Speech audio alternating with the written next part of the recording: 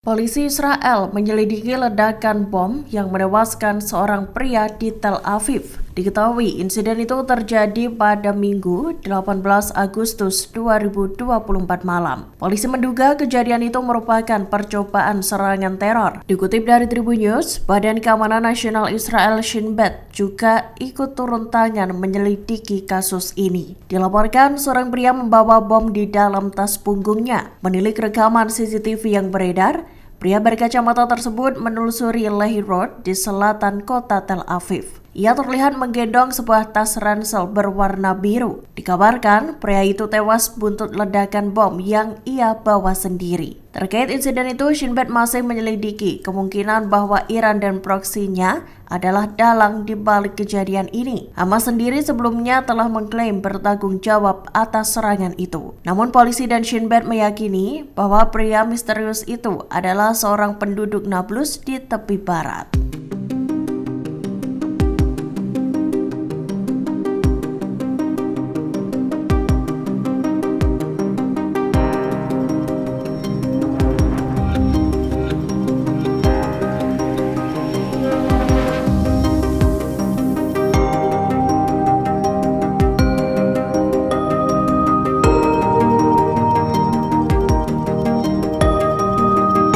Upaya untuk memukul mundur pasukan Zionis dari Gaza masih gencar dilakukan perlawanan Palestina. Seperti yang terlihat baru-baru ini, Brigade Al-Quds melakukan operasi penyerangan bersama Brigade Al-Qassam sayap militan Hamas. Al-Quds dan Al-Qassam kompak melakukan penargetan pasukan Israel dan kendaraan militernya. Penyerangan dilakukan di lingkungan Shabora, pusat kota Rafah. Dalam video yang dibagikan pada Selasa 20 Agustus 2024, kedua pasukan perlawanan itu melakukan operasi menggunakan peluru Al-Yasin 105 dan lava mortir. Di awal video menampilkan sebuah ruangan dengan reruntuhan bangunan. Dari bangunan kosong itu, pejuang Palestina mengintai pergerakan militer Israel. Saat tank Israel melintas, mereka langsung melesatkan serangan. Rentetan rudal juga dikerahkan untuk melumpuhkan pertahanan pasukan Zionis.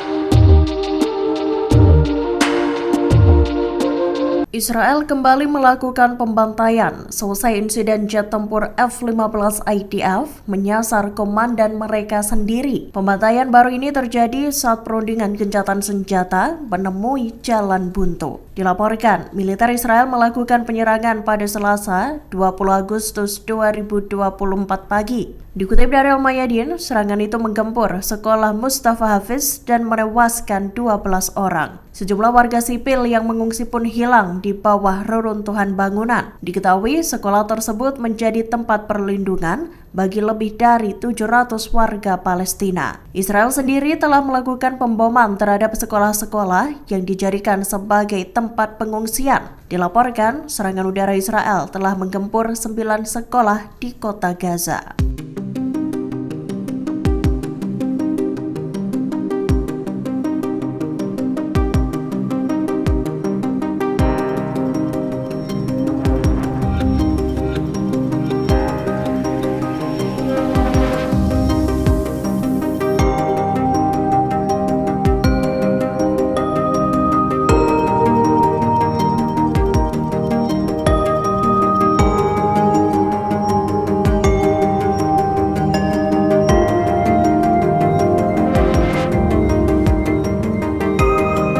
Perdana Menteri Israel Benjamin Netanyahu tampaknya merubah perkataannya. Seperti diketahui, sebelumnya Menlu Amerika Serikat menyatakan bahwa Netanyahu telah menyetujui proposal gencatan senjata. Namun baru-baru ini, Netanyahu justru mengatakan bahwa gencatan senjata tidak pasti. Dikutip dari Tribun News, pada Selasa 20 Agustus 2024, Netanyahu menyampaikan pada keluarga para sandera bahwa kesepakatan gencatan senjata mungkin tak tercapai. Selain itu, Netanyahu juga disebut menolak penarikan pasukannya dari perbatasan Gaza Mesir. Ia menyatakan militer Israel tak akan melepaskan kendali atas perbatasan Gaza Mesir dan koridor Netzarim. Dilaporkan pernyataan Netanyahu itu muncul seusai Hamas menolak proposal baru yang didukung Amerika Serikat. Militan Palestina itu ogah menyetujui proposal terbaru gencatan senjata tersebut lantaran menilai ada kejanggalan. Menurut Hamas, kesepakatan yang tertulis di proposal itu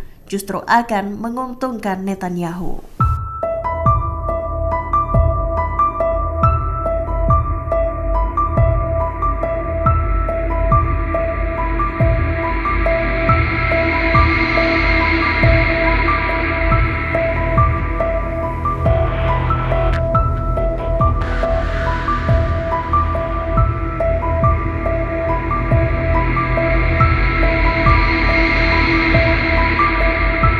Israel telah memulai memanggil warga negaranya yang sebelumnya dikecualikan untuk bertugas di militer. Pengumuman itu disampaikan Israel pada 20 Agustus 2024. Pemanggilan para warga itu untuk menutupi kekurangan prajurit di tengah perang yang berlangsung di jalur Gaza. Dikutip dari Tribun News, Israel disebut telah memanggil lagi 15.000 warganya. Para warga itu sebelumnya telah menyelesaikan wajib militer sejak usia 18 tahun. Mereka kemudian menerima pengecualian dari tugas lebih lanjut di pasukan cadangan. Dilaporkan para warga itu akan dipanggil untuk bertugas sebagai pasukan cadangan dalam 3 tahap selama setahun mendatang. Menteri Pertahanan Israel telah menginstruksikan untuk menarik kembali pasukan cadangan yang menerima pengecualian dinas di masa lalu. Pemanggilan belasan ribu tentara cadangan itu buntut banyaknya prajurit IDF yang terluka. Dilaporkan sebanyak 10.056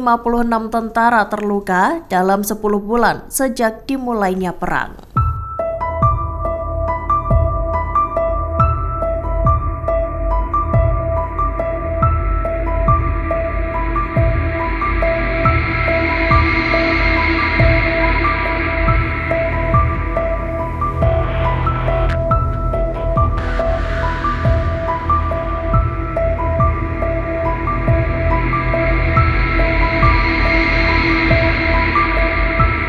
Pada Selasa 20 Agustus 2024, Israel mengatakan bahwa pasukannya mendeteksi adanya puluhan roket yang diluncurkan dari Lebanon. Disebutkan IDF mendeteksi 80 roket yang menyasar ke arah pemukiman perbatasan. Dikutip dari Anadolu Agency, IDF mengklaim beberapa roket berhasil dicegat, sedangkan sejumlah lainnya lolos dan menyebabkan kebakaran di 2 lokasi terpisah. Sebagian roket mendarat di daerah terbuka di wilayah Galilea Barat, Israel Utara, dan dataran tinggi Golan. Sepanjang pagi, sirine serangan udara terdengar di sejumlah pemukiman Israel dekat perbatasan Lebanon. Seiring dengan serangan itu, Hizbullah mengklaim meluncurkan pesawat tak berawak ke markas Brigade Lapis Baja ke-7 dari Divisi Golan 210 di Pangkalan Kazavia. Militer Lebanon itu menargetkan para perwira Israel dan tentara yang ditempatkan di pangkalan tersebut.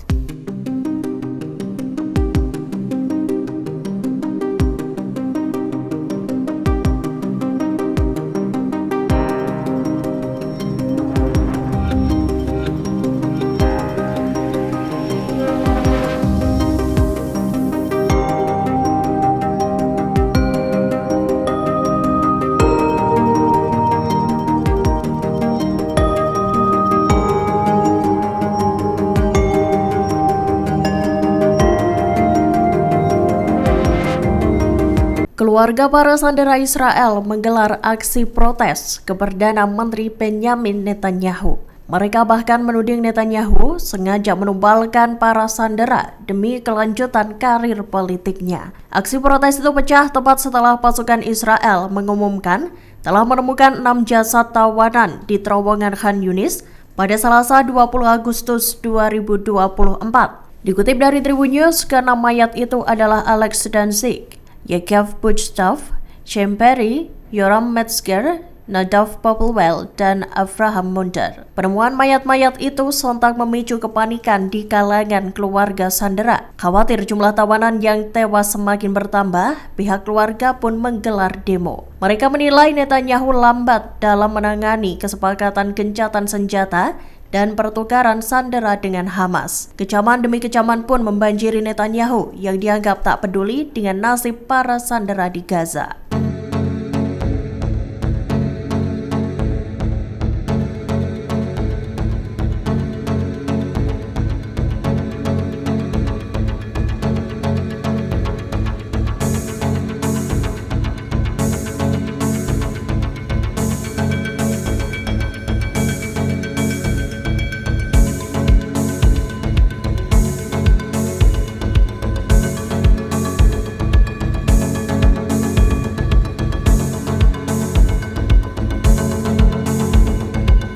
Sedikitnya 9 warga sipil Palestina tewas dan sejumlah lainnya terluka dalam serangan udara Israel pada Selasa 20 Agustus 2024. Diketahui serangan udara itu menyasar sebuah pasar di pusat kota Gaza. Dilaporkan jumlah korban jiwa kemungkinan bisa bertambah lantaran banyak dari mereka yang terluka parah. Dikutip dari Anadolu Agency, pasar yang menjadi sasaran IDF itu sesak dengan orang-orang saat serangan terjadi. Pasar tersebut berada di dekat stasiun yang melayani daerah Mawasi di barat Khan Yunis. Padahal wilayah tersebut diklasifikasikan oleh Israel sebagai zona aman bagi warga sipil Palestina. Serangan itu terjadi tak lama selesai 12 orang tewas dalam pemboman di sekolah Mustafa Hafiz. Detik-detik serangan udara itu terjadi tampak terekam dalam kamera pengawas yang terpasang di area tersebut. Israel sendiri secara sistematis menargetkan fasilitas-fasilitas sipil termasuk sekolah, rumah sakit, hingga tempat-tempat ibadah.